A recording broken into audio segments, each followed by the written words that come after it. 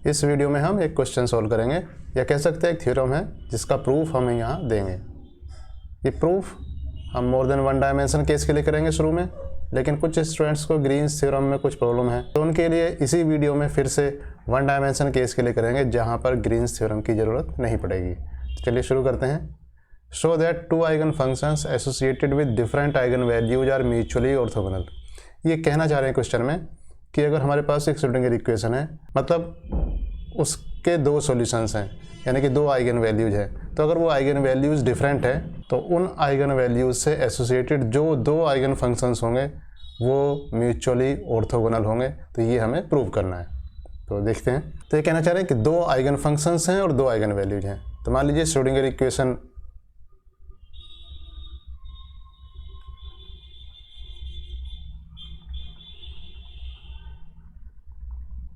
इसके दो सॉल्यूशंस हैं, हैज टू सॉल्यूशन।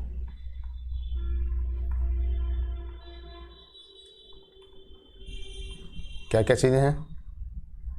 एक फंक्शन है साई एम और दूसरे सॉल्यूशन में फंक्शन है साई एन।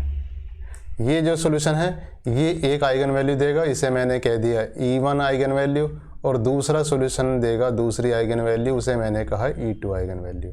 जो श्रोडिंगर इक्वेशन है उसे मैं लिख देता हूँ। Schrodinger equation more than one dimension case में है, अगर टाइम इंडिपेंडेंट ले रहे हैं तो ये है del 2 psi plus 2m upon h cross square E minus v psi equal to 0।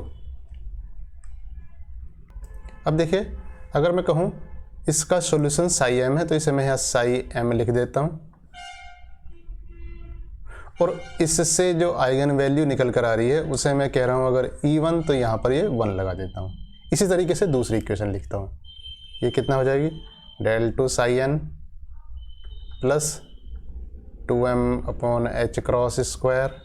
अब आइगन वैल्यू हो जाएगी E2 minus v psi n equal to 0। अब मुझे क्या प्रूव करना है? अब यहाँ ये प्रूव करना लिख लेते हैं। क्या प्रूव करना है? टू प्रूव क्या क्या, if E1 not equal to E2, अगर E1 E2 के बराबर नहीं है तो ये साई n क्या है? म्यूचुअली ऑर्थोगोनल है। तो इसका मतलब देन इंटीग्रेशन किसका? Psi m star psi n d tau should be equal to 0। तो ये म्यूचुअली ऑर्थोगोनल मुझे इसे प्रूव करना है। तो अब मुझे साई m स्टार चाहिए, तो इस वाले का मैं क्या कर दूंगा, ये कॉम्प्लेक्स कॉन्जुगेट ले लेते हैं। तो complex conjugate of first one,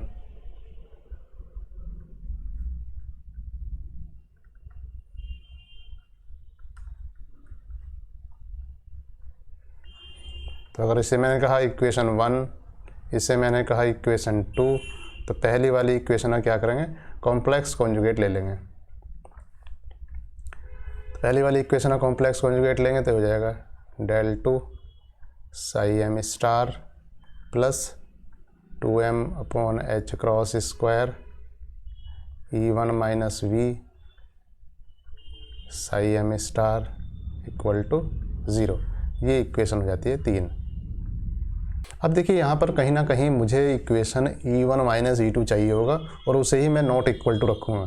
तो अगर मुझे यहाँ पर E1 माइनस E2 चाहिए होगा तो यहाँ से E1 माइनस E2 निकालने के लिए क्या करना होगा? यहाँ पर साई m स्टार से मल्टीप्लाई करना होगा, और यहाँ पर साई n से मल्टीप्लाई करेंगे और उसे सब्ट्रैक्ट कर देंगे। तो बाकी सारी चीज़ें आप देखेंगे कैंसिल हो जाएंगी। तो करते क्या है, हम इक्वेशन 2 को मल्टीप्लाई करते हैं किससे, या ऐसे लिख देता हूँ साई m स्टार को मल्टीप्लाई करें किससे? इक्वेशन 2 से, और साई n को मल्टीप्लाई करते हैं किससे? इक्वेशन 3 से, और फिर से इन्हें लिख लेते हैं। तो पहले जो इस इक्वेशन को मल्टीप्लाई करेंगे अगर इक्वेशन 2 से, तो पहले इक्वेशन 2 को मल्टीप्लाई करते हैं साई n स्टार से, तो psi m star del 2 psi n plus 2m by h cross square E2 minus v psi m star psi n equal to 0। Equation 3 को करता हूँ अगर, इस इक्वेशन 3 को साई एन से मल्टीप्लाई कर देंगे अगर, तो ये हो जाएगा psi n del two psi m star plus 2m/h cross square E1 minus v psi m star equal to 0। अब ये दो इक्वेशन जो हैं, ये दो इक्वेशन है, इनमें पहली वाली इक्वेशन में दूसरी वाली इक्वेशन को सब्ट्रैक्ट कर देते हैं। तो subtract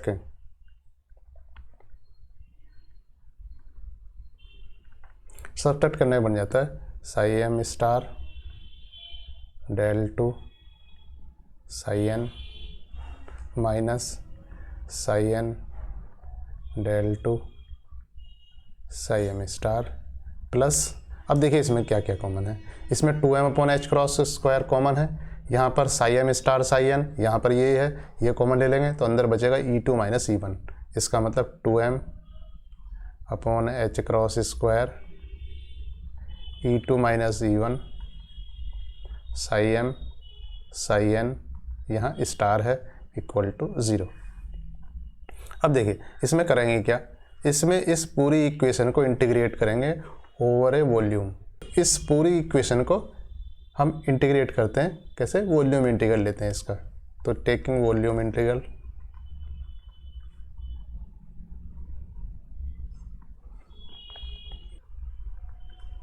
Sai m star del two psi n minus psi n del two psi m star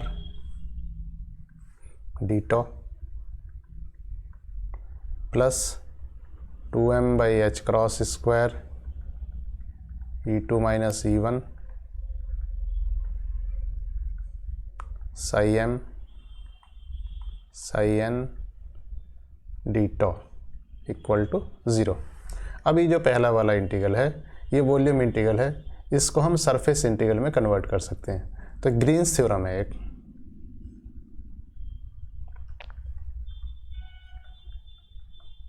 इस थ्योरम से क्या करेंगे हम, ये जो वॉल्यूम इंटीग्रल है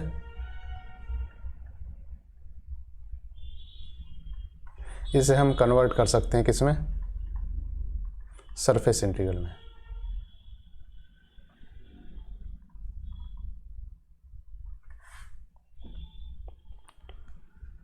तो इसे अगर मैं सरफेस इंटीग्रल में कन्वर्ट करूंगा तो ग्रीन्स थ्योरम के हिसाब से ये सरफेस इंटीग्रल हो जाएगा कितना, psi m star del psi n minus psi n del psi m star ds। तो ये सरफेस इंटीग्रल हो जाता है अब, plus 2m/h cross square E2 minus E1 integration psi m star psi n d tau equal to 0।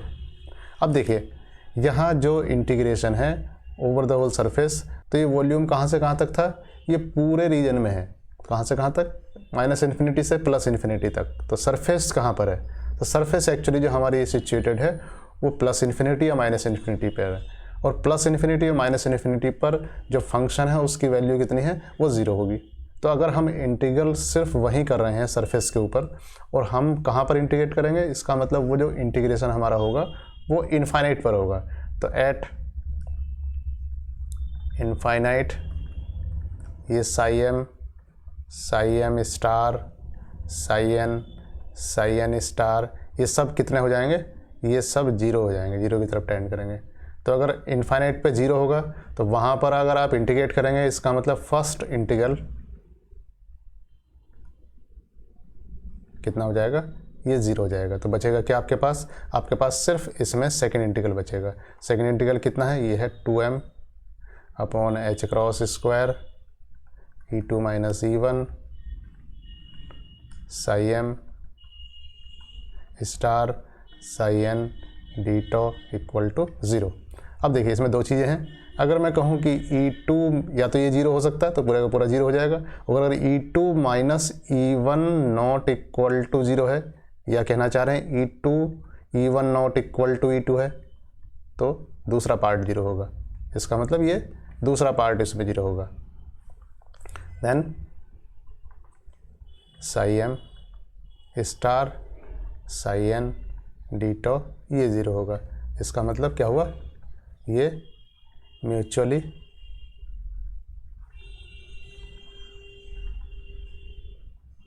Orthogonal होंगे। तो ये mutually orthogonal होंगे अगर ये E1 not equal to E2 होगा, यानी कि दोनों आइगन वैल्यूज अगर इक्वल नहीं है तो इसका मतलब ये जो वेव फंक्शन होंगे दोनों वो म्यूचुअली ऑर्थोगोनल होंगे। तो इस तरीके से ये प्रूव हो जाती है। तो इसको हम फिर से करेंगे, अभी वन डायमेंशन केस के लिए करेंगे। देखेंगे वन डायमेंशन केस में आपको ग्रीन्स थ्योरम की भी ज़रूरत नहीं पड़ेगी। तो वन डायमेंशन केस के लिए लेते हैं, तो यही करेंगे कि so that two eigen functions associated with different eigen values are mutually orthogonal. तो वन डायमेंशन केस के लिए लेते हैं। वन डायमेंशन केस के लिए क्या करेंगे, दो आइगन फंक्शंस हैं साई एम साई एन, दो आइगन वैल्यूज हैं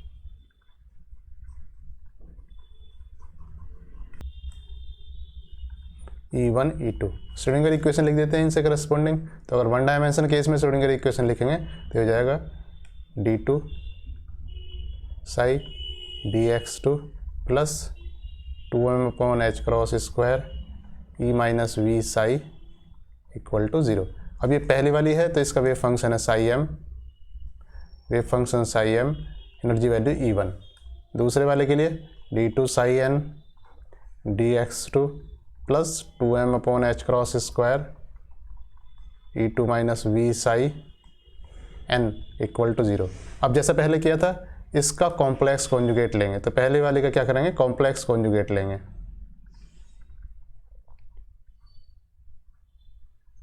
इसका कॉम्प्लेक्स कॉन्जुगेट हो जाएगा D2 psi m star dx2 plus 2m/h² E minus v psi m star equal to 0। अब क्या करेंगे, इसे मल्टीप्लाई करेंगे किससे, तो ये जो इक्वेशन 1 है, ये इक्वेशन 1 हुई, ये इक्वेशन 2 हुई, ये इक्वेशन 3 हुई। तो जैसा पहले भी किया था वैसे ही करेंगे। इक्वेशन 2 को मल्टीप्लाई करेंगे किससे, साई एम से। तो psi m star into equation 2 and psi n into equation 3। तो यहाँ देखिए जो साई एम स्टार है उसको इक्वेशन 2 से मल्टीप्लाई किया तो ये हो गया D2 psi m dx2 plus 2m/h² E2 minus v psi m star psi n equal to 0। और दूसरी हो जाएगी psi n D2 psi m star dx2 plus 2m/h² E1 minus v psi m star equal to 0। इनको subtract कर देते हैं, पहले वाले में से दूसरा वाला सब्ट्रैक्ट कर देते हैं। तो सब्ट्रैक्टिंग ये हो जाएगा psi m star D2 psi n dx2 minus psi n D2 psi m dx2 plus 2m/h²। ये यहाँ एक कॉमन होगा और E2 माइनस E1 बचेगा। तो ये हो जाएगा E2 minus E1 psi m star psi n. अब इसे इंटीग्रेट कर देंगे। अब यहाँ पर वन डायमेंशन केस है तो वॉल्यूम एलिमेंट एक्चुअली dx ही होगा। तो इसे इंटीग्रेट कर देते हैं। इंटीग्रेटिंग, तो इंटीग्रेट करने से ही हो जाएगा psi m star D2 psi n dx2 minus psi n D2 psi m star dx2 dx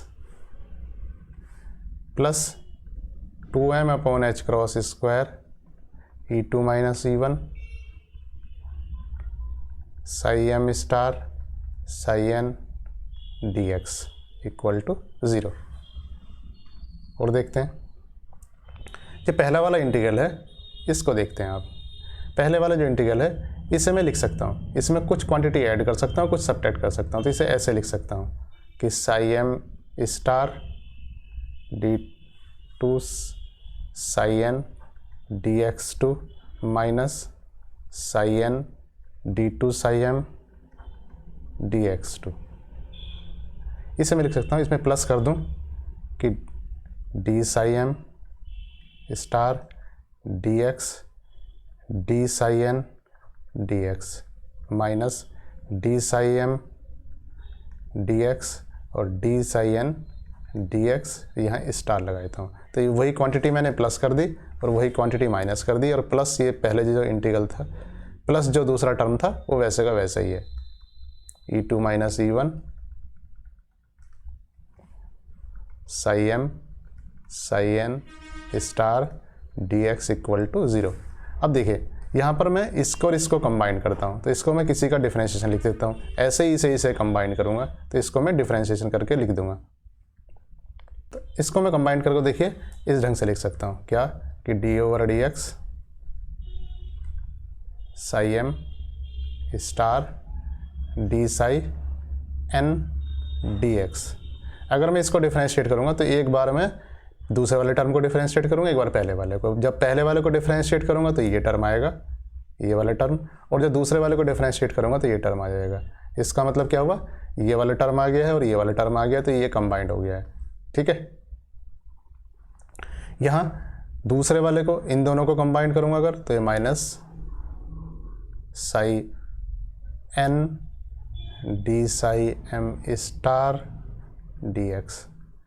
इसमें देखिए जब पहले वाले को डिफरेंशिएट करूँगा तो ये टर्म आएगा और दूसरे वाले को डिफरेंशिएट करूँगा तो ये वाला टर्म आएगा। इसका मतलब ये चारों टर्म कंबाइंड होकर ये बन जाते हैं, और इसे कह देता हूँ मैं dx plus 2m upon h cross square e2 minus e1 psi m star psi n dx equal to 0। अब देखिए यहाँ पर ये d अपॉन dx है तो एक्चुअली d बन गया है, यानी कि परफेक्ट डिफरेंशियल हो गया।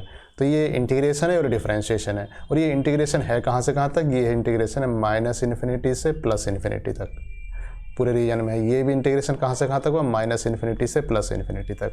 तो इसको इंटीग्रेट करने के बाद ये डिफरेंशिएशन वाला पार्ट हट जाएगा और ये वैसे का वैसे ही रह जाएगा। तो ये आ जाता है psi m star d psi n dx minus psi n d psi m dx star, और ये लिमिट कहाँ से कहाँ तक आएंगे, इसकी लिमिट आएंगे माइनस इन्फिनिटी से plus infinity, plus 2m upon h cross square e2 minus e1 minus infinity से plus infinity psi m star psi n dx equal to 0। अब देखिए यहाँ पर जो psi m है या psi n है या psi n का स्टार है, जैसे जैसे x टेंस टू इन्फिनिटी होगा या x tends to minus infinity होगा तो psi m का स्टार psi n का स्टार और इनके डेरिवेटिव ये सब के सब कहाँ होंगे, सब के सब टेंस टू 0 होंगे। इसका मतलब पहला वाला जो इंटीग्रल है जब उसमें लिमिट रखेंगे तो वैल्यू कितनी आ जाएगी, 0 आ जाएगी। तो इसका मतलब फर्स्ट इंटीग्रल कितना हो जाएगा, 0 हो जाएगा। तो बचेगा क्या, 2m upon h cross square e2 minus e1 minus infinity to plus infinity psi m star psi n dx equal to 0। अब देखिए यहाँ पर इसमें दो चीज़ें हैं, अगर e1 इक्वल टू e2 हो जाएगा तो यही 0 हो जाएगा, तो फिर तो ये 0 है या नहीं है इससे कोई मतलब नहीं है। फिलहाल हम कहते हैं क्या, if e2 minus e1 is not equal to 0, या कह सकते हैं e1 not equal to e2। इसको कहने का मतलब है डिफरेंट आइगन वैल्यूज हैं, डिफरेंट आइगन वैल्यूज हैं। अगर ऐसे है तो ये सेकंड वाला पार्ट यानी कि इंटीग्रेशन 0 होगा, then minus infinity to plus infinity psi m star psi n dx equal to 0। और यही कंडीशन है दो फंक्शन के ऑर्थोगोनल होने की। इसका मतलब क्या है, psi m psi n are